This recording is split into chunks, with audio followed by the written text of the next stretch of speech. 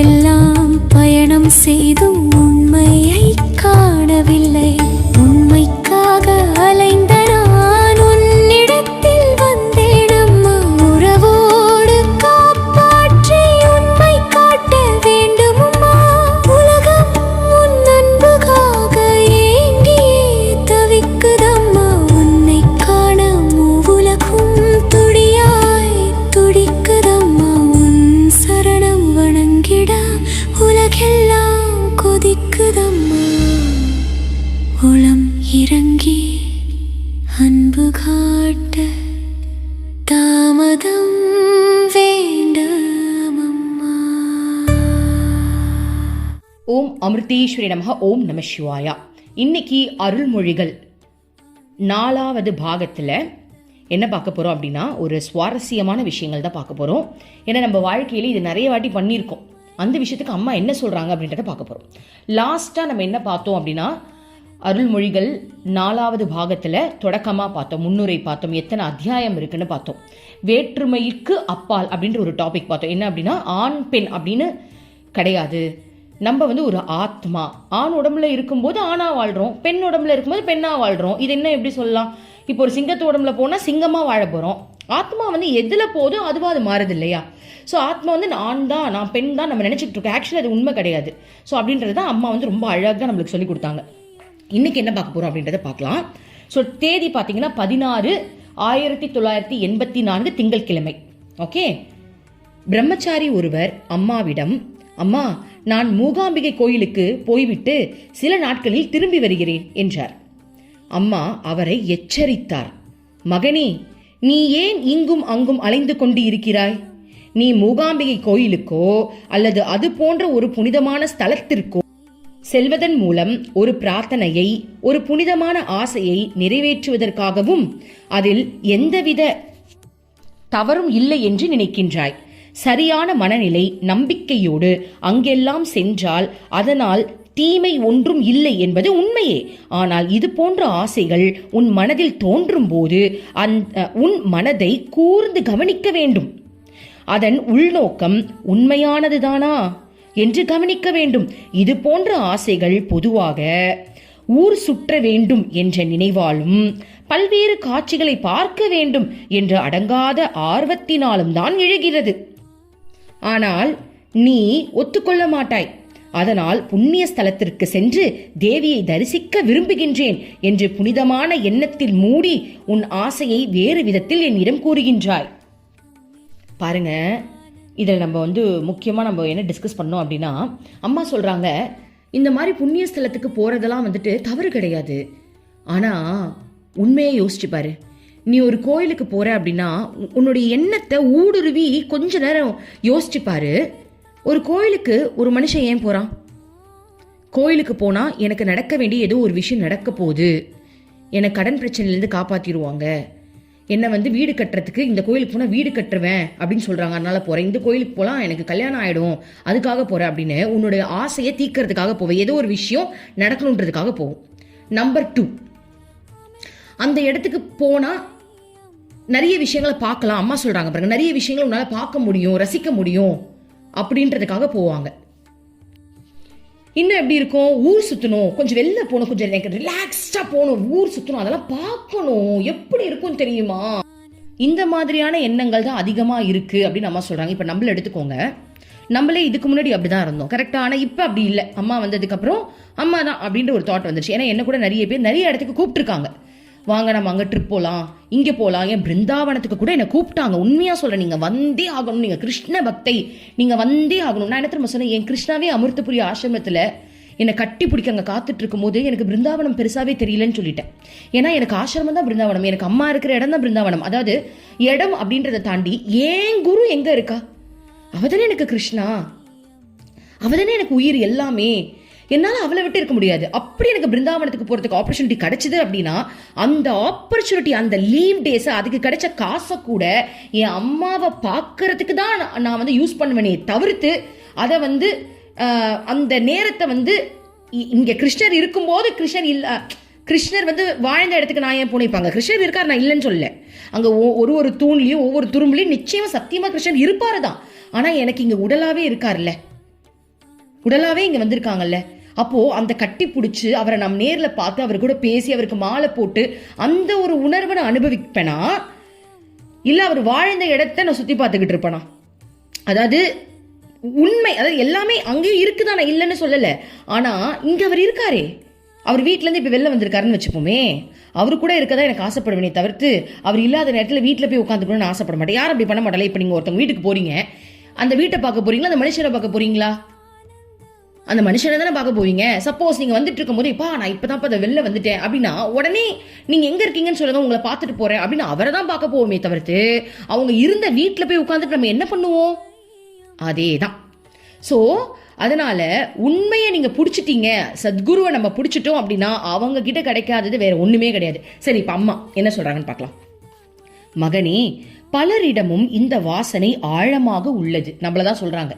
பலரிடம்னா யார? நம்ம தான். ஆழமா இந்த வாசனை இருக்கான், எங்கேயாவது போகணும், அதை பார்க்கணும், இதை பார்க்கணும், அதை அனுபவிக்கணும்னு ஒரு ஆசை இருக்கு. தாங்கள் ஒரு நல்ல காரியத்தை, புனிதமான காரியத்தை செய்வதாக நினைத்துக் கொள்கின்றார்கள். அதாவது உள்ள ஊடுருவி பார்த்தோம் அப்படின்னா, ஒரு கோயிலுக்கு போறோம் அப்படின்னா அது நம்மளுடைய ஆசையை தீர்த்துக்க தான் இருக்கும். ஆனா கோயிலுக்கு போயிட்டு வந்துட்டு நான் என்னமோ ஒரு சுத்தமான புனிதமான காரியத்தை நான் செஞ்சுட்டேன் அப்படின்னு நம்ம நினைக்கிறோமா? ஆடிப்பாடி பொழுதை போக்குவது, ஊர் ஊராக சென்று அழகான காட்சிகளை கேளிக்கைகளையும் அனுபவிப்பது ஆகியவை எல்லா மனிதர்களிடமும் உள்ள வாசனைகளாகும். ஒருவன் குடும்ப வாழ்வை துறந்து ஆன்மீக வாழ்வை மேற்கொண்டாலும் இந்த வாசனைகள் அவனை தொடர்ந்து வரும். மனம் இந்த ஆசைகளை வேறு விதத்தில் வெளிப்படுத்தும் என்பதுதான் ஒரே ஒரு வித்தியாசம். ஆனால் அப்படிப்பட்ட வாசனை மட்டும் அப்படியே இருக்கும். அது சாக்லேட் தின்பதை விட்டுவிட்டு ஐஸ்கிரீம் சாப்பிடுவதை போன்றது. பொருள்தான் மாறுபடுகிறது, ஆனால் ஆசை அப்படியே இருக்கிறது. இந்த மனம் உன்னை எவ்வளவு சாமர்த்தியமாக முட்டாளாக்குகிறது என்பது உனக்கு தெரியாது. இது போன்ற நேரங்களில் மிகவும் விழிப்புடன் உன் விவேகத்தை பயன்படுத்த வேண்டும். அதாவது நம்ம ஒரு கோயிலுக்கு போறோம்னு நினைக்கும் போது நம்ம அதாவது நமக்குள்ள ஏதோ ஒரு தேவையில்லாத ஆசை இருக்கு, அதை நிறைவேற்ற தான் போறோமே தவிர்த்து நம்ம போயிட்டு ஒரு ஒரு புனிதமான ஒரு விஷயத்த நம்ம செஞ்சுட்டோம் நம்ம நினைக்கிறோம். ஆக்சுவலி உள்ள ஊடுருவி பார்க்கும்போது தான் அது நம்மளுக்கு தெரியும், அது நம்மள நல்லா ஏமாத்துது, இதனால உனக்கு ஒரு ஆன்மீக முன்னேற்றமும் கிடைக்கல அப்படின்றதுதான் உண்மை. இருங்க, இதை நம்ம ஒரு எக்ஸாம்பிளோட பார்க்கலாம். இப்போ ஒருத்தவங்க கோயிலுக்கு போறாங்க, நல்லா விரதம் எடுத்துட்டு போறாங்க, நல்லா சுத்த பத்தமா காலையிலேருந்து நல்லா காலைல எழுந்து குளிச்சு நல்லா சாப்பிடாம நல்ல ஒரு சூப்பரான விரதம்லாம் எடுத்துட்டு, எக்ஸாம்பிள் சொல்லணும் அப்படின்னா ஒரு 21 நாள் விரதம், 9 நாள் விரதம் எடுத்தேன், இல்லை ஒரு நாள் ஃபாஸ்டிங் எடுத்தேன் அப்படின்னு நிறைய பேர் இருப்பாங்க, ஏதோ ஒன்று. ஸோ நல்லா விரதம் எடுத்துட்டு சுத்தபத்தமாக கோயிலுக்கு போயிட்டு அங்கே நல்ல சாமி தரிசனம் பார்த்துட்டு வீட்டுக்கு வரும்போது நம்ம ஒரு பெரிய அச்சீவ்மெண்ட் பண்ணிட்டோன்ற தாட் அவங்களுக்கு இருக்கு. ஆனால் உண்மையாகவே அச்சீவ் பண்ணிட்டாங்களா இல்லையான்றதை டெஸ்ட் மூலமாக நம்ம கண்டுபிடிச்சிடலாம். எக்ஸாம்பிள், நல்லா விரதம் எடுத்துட்டு கோயிலுக்கு போகிற டைமில் அங்கே நிறைய கூட்டம், உன்னால் சாமியை ஒழுங்காக பார்க்க முடியல அப்படின்னா உங்களோட ஃபீல் எப்படி இருக்கும்? ஐயோ என்னடா நம்மளால் திருப்தியாக கடவுளை பார்க்கவே முடியலையே அப்படின்ற எண்ணம் வருமே தவிர்த்து கடவுள் எல்லா இடத்துலையும் இருக்கிறாரு, நம்மளுக்கு கடவுள் முகம் தெரியலனா என்ன, நம்ம எடுத்த விரதம் கூட கடவுளுக்கே சமர்ப்பணம், அதுலயே அவர் வந்துட்டாரேன்னு இப்படி நினைச்சிட்டோம் அப்படின்னா அதுல வின்னு. இப்ப இன்னொரு டெஸ்ட் எடுத்துப்போம். நல்லா சுத்தபத்தமா சாமியெல்லாம் கும்பிட்டுட்டு வேற லெவல்ல வீட்டுக்கு வரீங்க. வந்த உடனே நீங்க எவ்வளவு சுத்தமா இருந்தீங்களோ அதுக்கு ஆப்போசிட்டா ஒரு செயலை செய்யறீங்கன்னு வச்சுப்போம். ஆப்போசிட்டா அப்படின்னா கரெக்டா உங்க வீட்டில் இருக்கிற செப்டிக் டேங்க் லீக் ஆயிடுது, வீடெல்லாம் ரொம்ப ஒரு மாதிரி ஆயிடுது. ஸோ நீங்கள் என்ன பண்ணுறீங்க, ஆள் வச்சு அதை ஆள் வர வைக்கிறீங்க. ஒரு அசுத்தமான ஒரு விஷயம் நீங்கள் செய்ய வேண்டிய ஒரு சூழ்நிலை அமைதுன்னு வச்சுக்கோங்க. உங்களுக்கு என்ன ஃபீல் ஆகும்? சே, இப்போதான் கோயிலுக்கு போயிட்டுலாம் வந்தோன்னே இதெல்லாம் என்னை தொட வச்சுட்டாங்க பாரு, இதெல்லாம் நான் அழணுமா, இன்னும் ஆள் ஏன் வரல, நான் கால் பண்ணி அத்தனை நாள் ஆச்சு, நான் அன்னைக்கே கால் பண்ணேன் இதெல்லாம் க்ளீன் பண்ணுங்க, இன்னும் அவன் வரவே இல்லை, நான் இதை பண்ணணுமா அப்படின்னு சொல்லிட்டு அந்த சாக்கடையை நீங்கள் தொடுறதுக்கு யோசிச்சுக்கிட்டு வேற ஒரு பர்சனுக்காக வெயிட் பண்ணிட்டு இருந்தீங்க அப்படின்னா இதில் ஏதாவது ஆன்மீக முன்னேற்றம் கிடைச்சதா? அப்போ நம்ம ஃபெயில் ஆயிட்டோம். அப்போ உடல் சுத்தம் அப்படின்றது முக்கியம் இல்லை, நம்மளுடைய மனம் சுத்தமாகணும், அதுதான் ஆன்மீகம். மன சுத்தம் அப்படின்னா அந்த பொறுமை வேணும், அந்த பக்குவம் வேணும். அது கிடைக்குதா? நீ ஒரு கோயிலுக்கு விரதம் எடுத்து போகும்போது அந்த பொறுமை வேணும், பக்குவம் வேணும். அந்த பக்குவ நிலை தானே அந்த ஆன்மீகம்னு சொல்லுவோம். அப்போ கோயிலுக்கு போயிட்டு நீ ஒரு பெரிய விஷயத்த அச்சீவ் பண்ண நம்ம நினைக்கிறோம் இல்லையா உள்ள, அப்போ அந்த அச்சீவ்மெண்ட்டை எங்க தெரியுமா காட்டணும்? நீ வீட்டுக்கு வரும்போது அந்த சாக்கடை அள்ளுறவங்க வராம அந்த டைம்ல நீங்க போய் அள்ளக்கூடிய சுச்சுவேஷன் வந்தாலும், இறைவா இதையும் நீ கொடுக்குற செயல் நினைச்சு நான் பண்றேன் அப்படின்றது தானே ஆன்மீகம். கரெக்டு தானே? அந்த நேரத்தில் நான் சாமி கும்பிட்டு இருக்கேன் தெரியுமா, என் வீட்டில் 7 நாள் பூஜை வச்சுட்டு இப்போதான் கோயிலுக்கு போயிட்டு வீட்டுக்குள்ள வர, இப்படி வச்சிருக்கீங்களே அப்படின்னு நம்ம கேட்டோம் அப்படின்னா நம்ம ஒண்ணுமே கத்துக்கல, நம்ம பண்ணதெல்லாம் வேஸ்ட்னு அர்த்தம். கரெக்டு தானே? ஸோ அதை தான் அம்மா ஊடுருவி சொல்றாங்க. அதாவது நீ கோயிலா போய் சுத்துறது முக்கியம் கிடையாது, உனக்குள்ள என்ன மாற்றம் வந்ததுன்றதுதான் முக்கியம். ஸோ நீ அதாவது கோயிலுக்கு போறது தப்புலாம் சொல்லலை. இப்போ இங்க யாருமே கோயிலுக்கு போறது தப்புன்னு அம்மா சொல்லவே இல்லை. நீங்க தப்பா நினைச்சுக்க கூடாது. அம்மா என்ன சொல்றாங்க அப்படின்னா, ஆன்மீக முன்னேற்றம் உனக்கு கிடைக்குதா, அது சத்குரு கிட்ட மட்டும் தான் கிடைக்கும். ஓகேவா? ஸோ எனக்கு தெரிஞ்ச நீங்க எல்லாருமே அந்த அந்த வகையில் கண்டிப்பா இந்த மாதிரி விஷயங்கள்லாம் நீங்க பண்ணுவீங்க நான் நம்புறேன். ஏன்னா நம்ம அருள்மொழிகள் உபதேசமிருதம் எல்லாம் நம்ம கேட்டிருக்கோம் அப்படின்னா நிச்சயமா அந்த பக்கம் உங்களுக்கு இருக்கும். கரெக்ட் தானே? Very good. ஓகே, அடுத்தது பார்க்கலாம். அம்மா சொல்றாங்க, இப்ப ஆத்மான பூதி பெற்ற ஒருவரை உன் குருவாக ஏற்றுக்கொண்டு விட்டால், பாருங்க, குருவா யாரை ஏத்துக்கிட்டனா ஆத்ம அனுபூதி நிலையை பெற்றவங்க தான் நீ குருவா ஏத்துக்கணும். அப்படி ஒரு குருவை நீ அடைஞ்சிட்ட அப்படின்னா சும்மா சாதாரணம்னா குரு கிடையாது. புரியுதுங்களா? எக்ஸாம்பிளுக்கு நான் என்ன சொல்றேன், ஏன்னா சில பேர் சொல்லுவாங்க நீங்க குரு அப்படின்ட்டு, அதனால சொல்றேன், ஒரு மண்ணும் கிடையாது. ஆத்ம அனுபூதி நிலைனா என்ன தெரியுமா? உன் மனசுக்குள்ள ஓடுறத நான் இங்க இருந்து ரீட் பண்ணணும். என் மனசுல ஓடுறதே நான் இன்னும் ரீட் பண்ண முடியல. கரெக்டு தானே?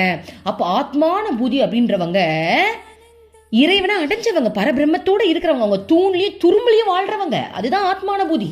அவங்க இந்த உடல்ல மட்டும் இருக்கிறவங்க கிடையாது, இந்த அண்ட பிரம்மத்துல கலந்தவங்க.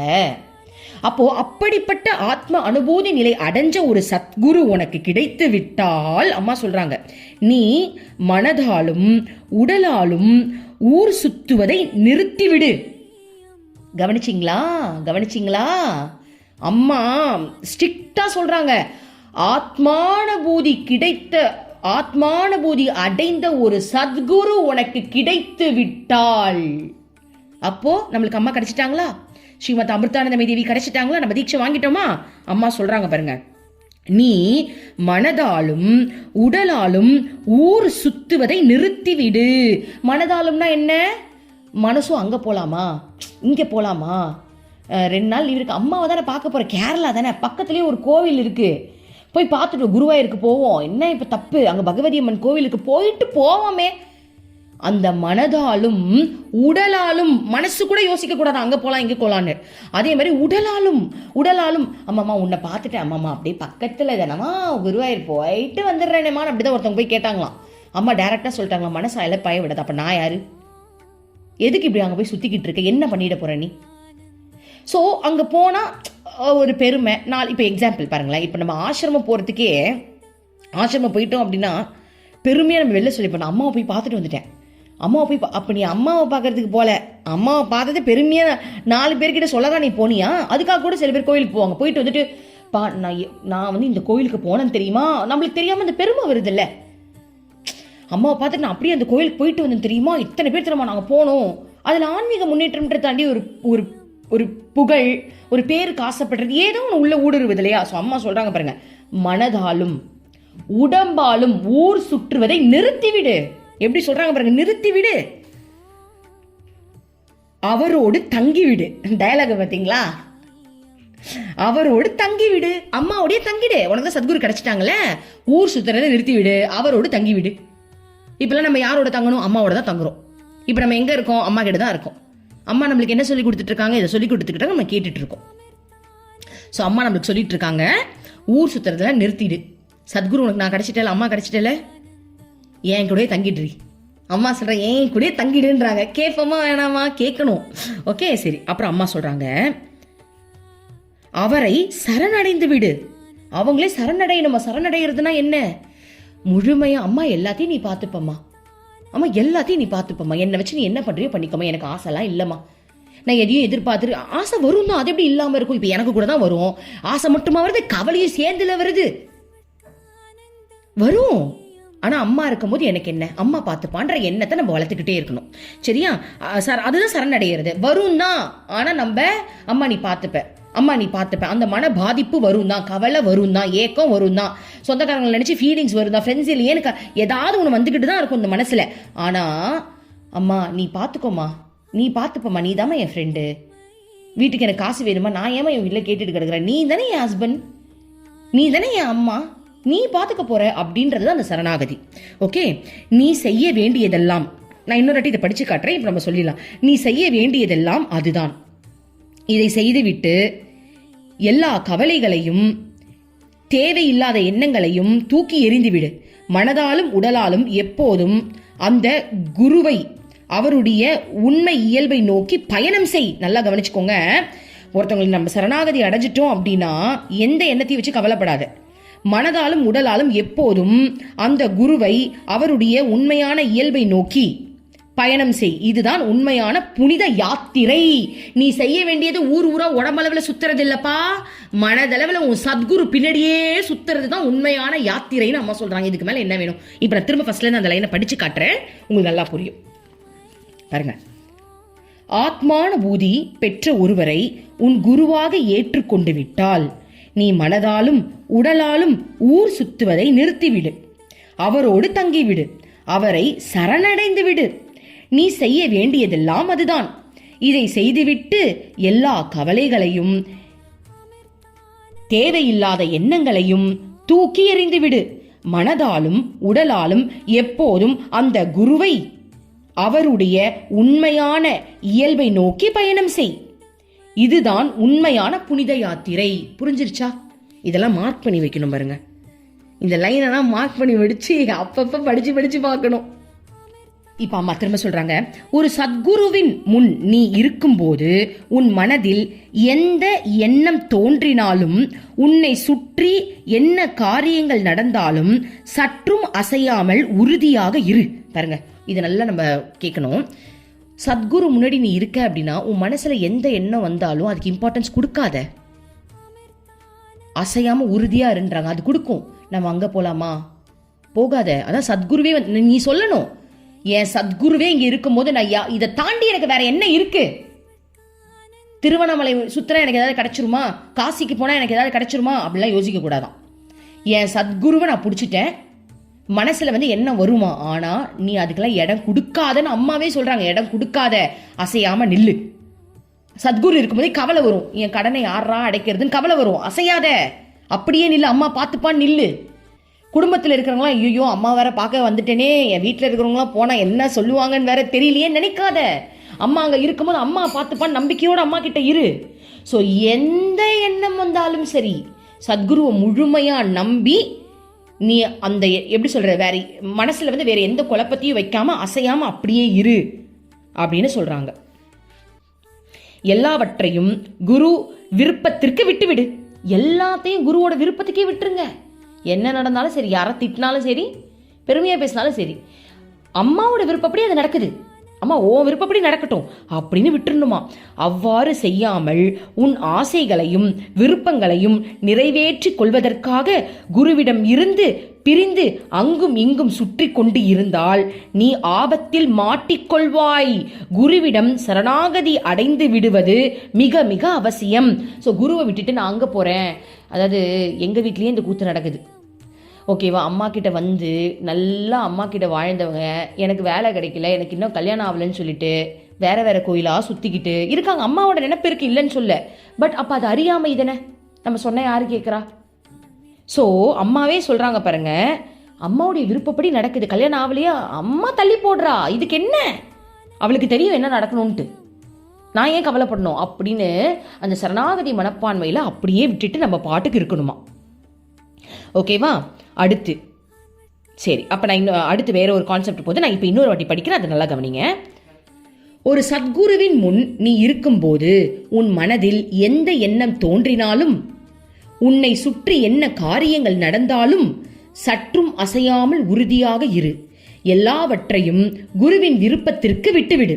அவ்வாறு செய்யாமல் உன் ஆசைகளையும் விருப்பங்களையும் நிறைவேற்றிக் கொள்வதற்காக குருவிடம் இருந்து பிரிந்து அங்கும் இங்கும் சுற்றி கொண்டு இருந்தால் நீ ஆபத்தில் மாட்டிக்கொள்வாய். குருவிடம் சரணாகதி அடைந்து விடுவது மிக மிக அவசியம். குருவை பத்தி குருவே சொல்றாங்க பாருங்க. அடுத்து ஒரு பக்தர் அம்மாவிடம் கேட்டார், அம்மா, ஆத்மானுபூதி பெற்ற மகான்கள் கூட அந்த உடலை துறந்து அடுத்த பிறவி எடுக்கும்போது தங்களுடைய குழந்தை பருவத்தில் ஊஞ்சல் ஆட விரும்புவது, பொம்மைகளை விரும்புவது போன்ற ஆசைகள் வைத்து கொண்டு இருக்கிறார்கள். இதன் காரணம் என்ன? ஸோ என்ன கேட்குறாங்க அப்படின்னா, அம்மா, ஆத்மானுபூதி அடைஞ்ச ஒரு மகானே அடுத்த பிறவியில் இருக்கும்போது அவருக்கும் தானே ஆசை இருக்கு, பொம்மை வேணும், ஊஞ்சல் ஆடணும் அப்படிலாம் இருக்குல்லம்மா அப்படின்னு கேட்குறாங்க. அதுக்கு அம்மாவுடைய பதில் என்ன? அம்மா, ஆத்மானுபூதி அடைந்த ஒருவர் ஆசைகளை வெளிப்படுத்தலாம், ஆனால் அவருடைய மனநிலைக்கு ஒரு சாதாரண மனிதனின் மனநிலைக்கும் இடையில் மிக வேறுபாடு உண்டு. அதாவது ஆத்மானுபூதி அடைஞ்சவங்க தன்னுடைய ஆசையை வெளிக்காட்டலாமா. எப்படி சொல்றது அப்படின்னா, அம்மாவுக்கு தயிர் சாப்பிட ரொம்ப பிடிக்குமா. அம்மா ஒரு டின்னு வச்சுக்கிட்டு அப்பப்போ டின்னுனா குட்டியாதான் ஆசைக்கு அப்பப்போ வாயில போட்டுப்பாங்களாம். தெரில அது எப்படின்னா, ஒன் டைம் கரூரில் அம்மாவோட ரூம் இன்சார்ஜாக போகும்போது அப்போ சொன்னாங்க, அம்மா இதில் தயிர் சாப்பிட்டாங்க, அம்மாவுக்கு தயிர் ரொம்ப பிடிக்கும், அப்பப்போ எடுத்து சாப்பிடுவாங்களாம். அப்போ அதே மாதிரி தான் கிருஷ்ணர் வெண்ணெய் சாப்பிடுவாங்க. ஸோ அந்த மாதிரி ஆசைகளை வெளியே காட்டலாமா. ஆனால் சாதாரண மனுஷனுக்கும் அவங்களுக்கும் டிஃப்ரென்ஸ் இருக்கான். அது என்னன்னு பார்ப்போம். சாதாரண மனிதன் ஒரு பொருளுக்கு ஆசைப்படும் போது அந்த பொருள் மீது மிகுந்த பற்றுதல் உருவாகுகிறது. மிகுந்த பற்றுதல் உருவாக்கிக் கொள்கின்றான். இதனால் சங்கிலி போல் தொடர்ந்து விட முடியாத பல ஆசைகளை உருவாக்கிக் கொள்கின்றான். அந்த ஆசைகளில் சங்கிலி வளையங்கள் மேலும் மேலும் நீண்டு பெரிதாக வளர்ந்து அவனை கட்டி போட்டு விடுகிறது. அந்த ஆசைகளை அவனால் கட்டுப்படுத்த முடியாது. இது போன்ற ஆசைகள் அவனை அலைக்கழித்து கொண்டே இருக்கும். அந்த ஆசைகள் தேவையானவையா தேவையற்றவையா, நமக்கு உதவுமா துன்பம் தருபவையா, செய்யக்கூடியவையா, ஒத்துக்கப்பட வேண்டியவையா என்றெல்லாம் அவன் சிந்திப்பதே இல்லை. அவனுடைய மனம் குழப்பங்களிலும் கலவரமும் நிறைந்த ஒரு சந்தையாக மாறிவிடுகிறது. பாருங்க, பற்று வந்துருச்சுன்றாங்க. அந்த ஒரு விஷயத்துக்கு நீ ஆசைப்பட்டு அதை அனுபவிக்கும் போது உன்னை அறியாம பற்று வருது. இப்போ நம்ம பற்று எதில் அதிகமாக வரும்னா, கூட இருக்கிறவங்க கிட்ட அதிகமாக வந்துடும். நம்ம கல்யாணம், அம்மா சொல்லுவா, கல்யாணம் வேணாண்டா நீ பண்ணாதன்னு. ஆனால் முடியவே முடியாதுன்னு கல்யாணம் பண்ணி அந்த பொண்ணை பிடிச்சி போய் அதுக்கப்புறம் வர பிரச்சனையில் அந்த பொண்ணை விட முடியாமல் இவன் மனம் உடஞ்சி அந்த பொண்ணு இல்லைனா நான் இல்லவே இல்லைன்ற நிலைக்கு போய் அந்த பொண்ணு சொல்ல எனக்கு நீ வேணான்னு விட்டுட்டு போயிட்டே இருக்கும், அது வேற ஒரு கல்யாணம் பண்ணிடுச்சுன்னு வச்சுக்கோங்க. இவன் நிலைமை என்ன ஆகுறது? அப்போ அதுதான் மோசமான பற்று. அதுலேருந்து அவனால் வர முடியாது. உயிரை விடுறதுக்கு கூட அவன் தயங்க மாட்டான். அதுதான் சொல்றது, அந்த ஆசை நம்மள அந்த பற்றுல போய் மாட்டி விடுது பாருங்க. கடவுளை உணர்ந்த மகான்களுக்கு சில நேரங்களில் ஆசை ஏற்படலாம். ஆனால் அவரிடம் தோன்றும் ஆசை முற்றிலும் வேறானது. அந்த ஆசை அவருக்கு முற்றிலும் அடங்கி இருக்கும். அவர் சாதாரண மனிதரைப் போலவே சாப்பிடுவதையும் தூங்குவதையும் துணி உடுத்திக் கொள்வதையும் நீ காணலாம். ஆனால் அவர் செய்யும் எந்த செயலிலும் அவருக்கு சிறிதும் பற்று இருக்காது. எந்த விருப்பத்தையும் எளிதில் விட்டுவிடுவார். அவர் ஒரு குழந்தையை போன்றவர். ஒரு குழந்தை எதனோடும் பற்றுக்கொள்வது இல்லை. அது இப்போது ஒன்றை செய்து கொண்டு இருக்கும், உடனே அதை விட்டுவிட்டு வேறு ஒன்றை செய்யும். செய்து கொண்டு இருப்பதை அப்படியே விட்டுவிட்டு அதைவிட விருப்பம் தரும் வேறு ஒன்றை செய்ய ஆரம்பிக்கும். கடவுளை உணர்ந்த மகான் தன்னுடைய தற்போதைய உடலை விட்டுவிட்டு மறுபடியும் குழந்தையாக ஒரு புது உடலை எடுக்கும் போது குழந்தை பருவத்தில் அது வேண்டும் இது வேண்டும் என்று கேட்பார். ஆனால் அந்த குழந்தை பருவத்தில் அவர் அனைத்திற்கும் ஒரு சாட்சியாகவே இருப்பார். தனது உண்மை வடிவை அறிந்தவராகவே இருப்பார். சாதாரண குழந்தையைப் போல் அவர் நடந்து கொள்வார். இதில் யாருக்கு என்ன கஷ்டம்? குழந்தையாக இருக்கும் போது குழந்தை போல் அல்லவா இருக்க வேண்டும்? ஒரு குழந்தை எப்போதும் ஏதாவது குறும்புத்தனம் செய்து கொண்டே இருக்கும். ஆடி ஓடி விளையாடும். பொம்மைகளை வைத்துக் கொண்டே விளையாடும். அம்மாவிடம் பால் குடிக்கும். கதறி அழும். இப்படியெல்லாம் செய்யாவிட்டால் அது குழந்தையே இல்லை. குழந்தையிடம் இருக்கின்ற கள்ளம் கபடம் மற்ற தன்மைதான் மற்றவர்களை எல்லாம் கவர்ந்து இழுக்கும் மகத்தான சக்தியாகும். ஸோ அம்மா என்ன சொல்றாங்க? மனுஷங்க ஆசைப்பட்ட பற்று இருக்கு, மகான்கள் ஆசைப்படுறதுல பற்று இல்லை. அவங்க ஒரு குழந்தை மாதிரி. குழந்தை இப்போ எக்ஸாம்பிள் நம்ம சொல்லலாம். இப்போ இன்னைக்கு காலைல கூட நான் நினச்சேன் பாருங்க, என் பசங்க அவங்க குழந்தைங்க தானே, அவங்கள எடுத்துப்போம். என் பசங்களுக்கு இது இந்த இடத்துல தான் வைக்கணும், இந்த இடத்துல இல்லை அப்படின்னா அதுங்களுக்கு ஒரு கவலையோ வருத்தமோ வரப்போகிறது கிடையாது. சுத்தமாக இருந்தாலும் அதுக்கு கவலை கிடையாது, சுத்தம் இல்லாமல் வீடு இருந்தாலும் அதுக்கு கவலை கிடையாது. ஆனால் ஒரு மனுஷன் எப்படி யோசிப்பான், வீடு சுத்தமாக இருக்கணும், கொஞ்சம் கலைஞ்சாலும் கோவம் வந்துடும். கரெக்டு தானே? நான் அப்போ அம்மா சொல்கிறாங்க, ஒரு செயலை செஞ்சுட்டு இருக்கும்போது அவங்களால ஈஸியாக வேறு ஒரு செயலுக்கு போக முடியுதுன்றாங்க. குழந்தை அப்படி தானே, ஒரு செயலை செஞ்சுக்கிட்டு இருக்கும்போது அதுலேருந்து டக்குன்னு அதுக்கு வேற போக முடியும். ஆனால் ஒரு பெரியவங்களை எடுத்துக்கோங்க, இப்போ தான் வீடை க்ளீன் பண்ணிட்டு இருக்காங்க, டக்குன்னு நீ வாப்பா நம்ம அடுத்த இந்த வீட்டில் வந்து இந்த சிமெண்ட் முட்டையெல்லாம் இறக்கணும் அப்படின்னு சொல்லிட்டாங்கன்னா உடனே மனசு, ஏன்பா இப்போதான்ப்பா வீடெல்லாம் கழுவி சுத்தம் பண்ண வராண்டாவெல்லாம் தேய்ச்சி கழுவுனேன், இப்போ போய் சிமெண்ட் முட்டையை இறக்கணும்னு சொல்கிறியே அப்படின்னு கேள்வி கேட்கும். ஆனால் குழந்தை என்ன பண்ணும், அப்போ தான் வீட்டெல்லாம் இப்போ அது விளையாடிட்டு இருக்க அந்த இடத்துல கழுவுதுன்னு வச்சுக்கோ, திரும்ப யாராவது விட மண்ணுக்குட்டி விளையாடலாமான்னு கேட்டால் உடனே நான் வரேன் விளையாடுறேன்னு சொல்லும். ஏன்னா அதுக்கு உள்ள வந்து இது நான் இப்போ சுத்தம் பண்ண இடம், இது யாரும் அழுக்காக்க கூடாது அப்படிலாம் கிடையாது. அது என்ஜாய் பண்ணிக்கிட்டே இருக்கு பாருங்க, எந்நேரமும் என்ஜாய் பண்ண. நான் பார்க்குறேன் என் பசங்களை எந்நேரமும் என்ஜாய் பண்ணுது. இப்போ எனக்கே இன்னைக்கு காலைல ஒரு ஃபீல் பாருங்க, நேற்று தான் பெண்ணாயெல்லாம் ஊற்றி என் வீட்டு வாசலை கழுவி விட்டேன்.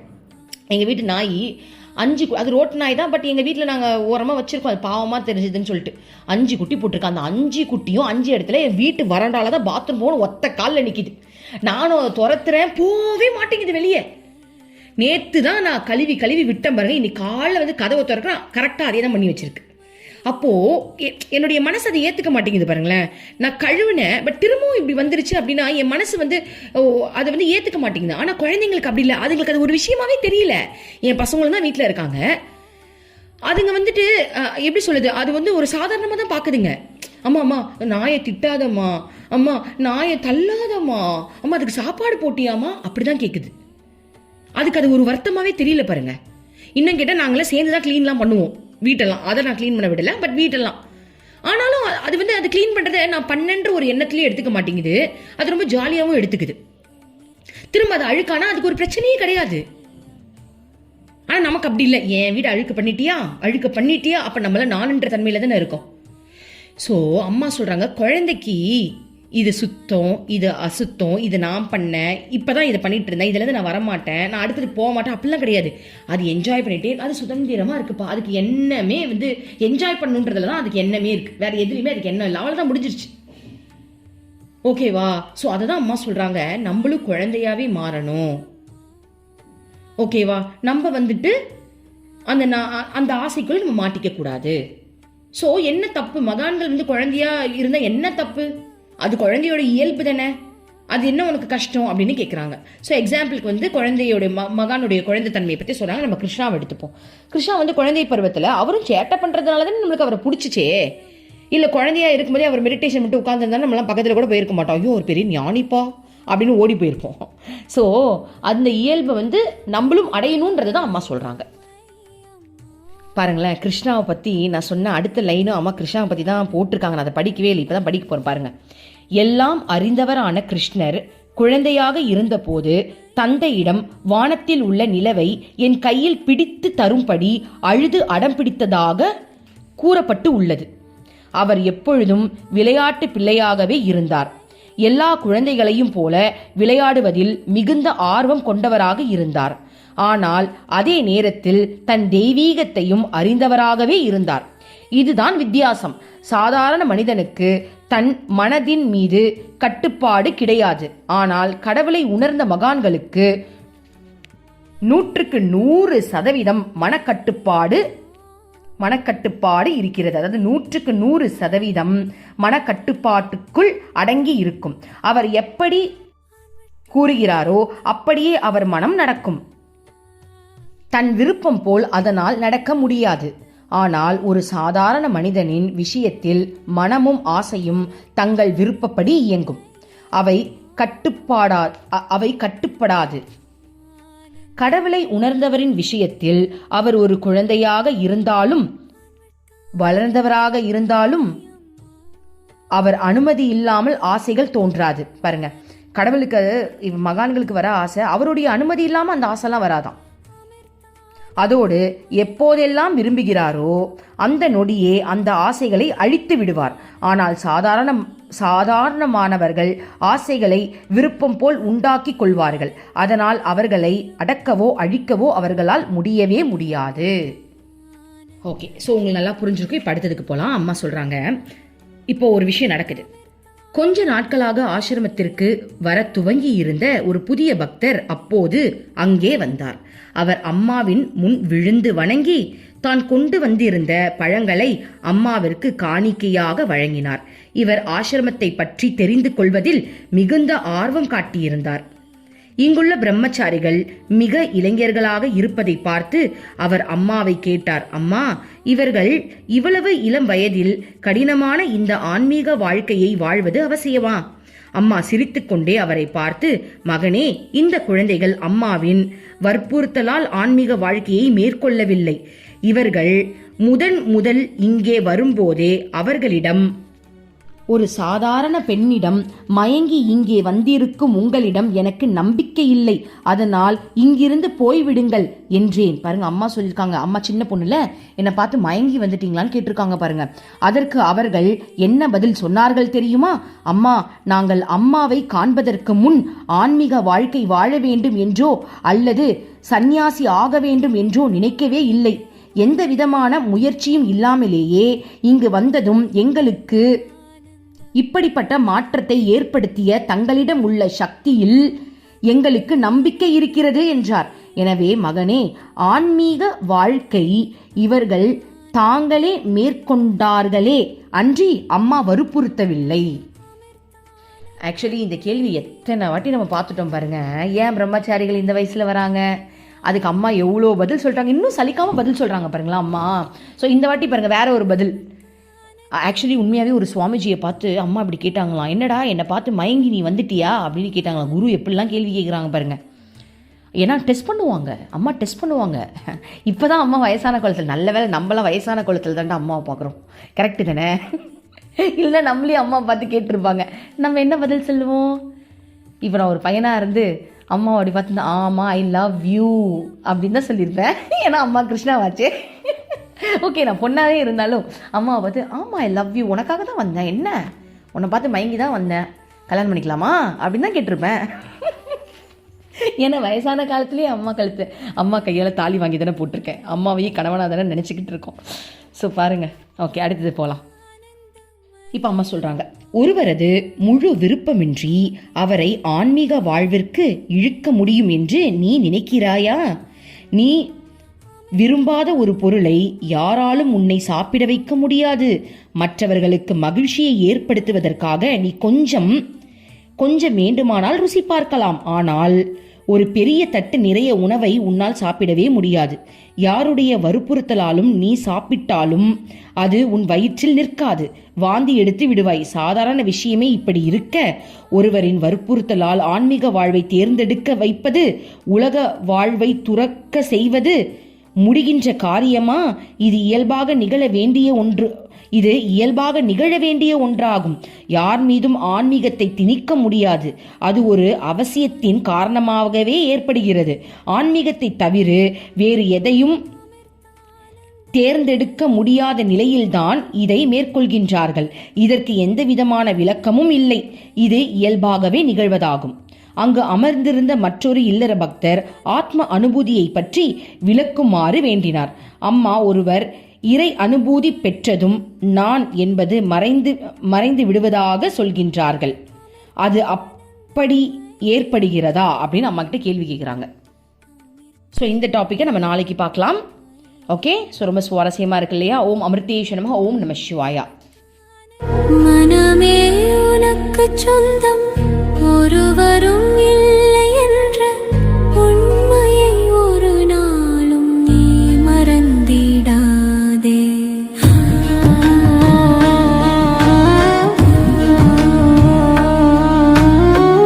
அர்த்தமற்ற கர்மங்களை செய்து கொண்டே சம்சாரத்தில் பயனின்றி நீயும் வீணாய் அலைகின்றாயே. காயமது மாயமதனை சவம் என்று உணர்ந்து கொண்டு சத்தியத்தை